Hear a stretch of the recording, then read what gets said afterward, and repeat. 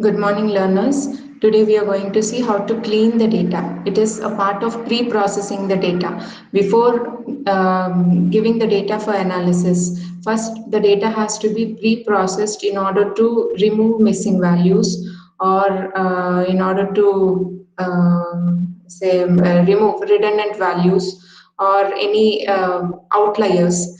All such kind of garbage has to be removed from the data in order to give reliable data for analysis, which would give reliable results. So when the first we have to see if the data is missing, and the data misses in various scenarios, like if the data is not applicable, if the values are not applicable for a data point, or if the say we can consider the community in which we are collecting the phone numbers of people, where we collect landline numbers, because most of the people are using mobile phones now. Landline number value will be missing for most of the people, so that will become a sparse column value. So in such cases we have to just analyze whether it is deliberately missing, or whether it is not applicable, or whether it is not captured, or it doesn't exist for that particular person. Such kind of scenarios have to be analyzed before before dealing with missing values. And that missing values can be interpolated either by mean, median, or mode, or sometimes that entire data point can be removed. But it is not a good programming practice to remove the data points, to lose the data points unnecessarily. So you have to see in what best ways you can deal with the missing data before losing a data point. Now here we take the movies table and get the shape of it, which will give us the number of rows and columns in the data table. So it has 9,125 rows and 3 columns. Now from this table, is there any null value? Are there any null values existing under any of the columns?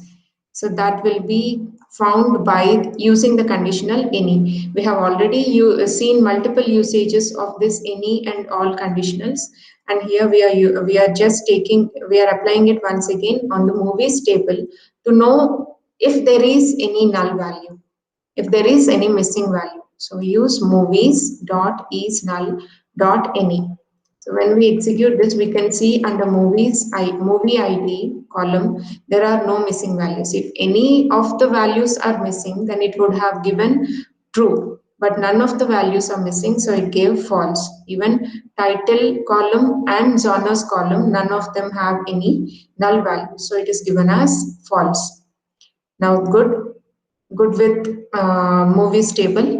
Now let us check the same thing with ratings table. Ratings table has 104 data points with 3 columns, and when we check if there is any null value in any of these columns, we can notice here that user ID, movie ID, and rating, none of them have any null values, so it is given as false. Now we do the same thing with tags table with 1296 rows and 3 columns, and we see whether any of the values are null, but none of the values are null here.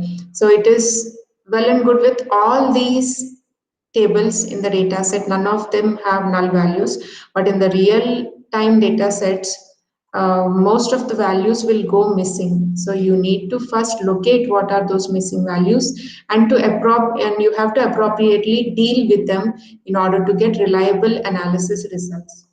If there are any missing values, then you can use the drop NA method. Drop NA method will return if there are any missing values, and it will remove that entire data point, and the remaining data points will be returned to the object, tags object. Tags originally contains all the rows and columns in the tags table. Now when you apply this drop NA method, this drop NA method will return whatever values are wherever the values are found to be missing, that data points will be removed, and remaining data points will be again saved as the original file. So the original file doesn't contain any null values, data points with any null values. Now we can perform some data visualization in order to understand the distribution of the data. For that, we can use another library of Python called as matplot library.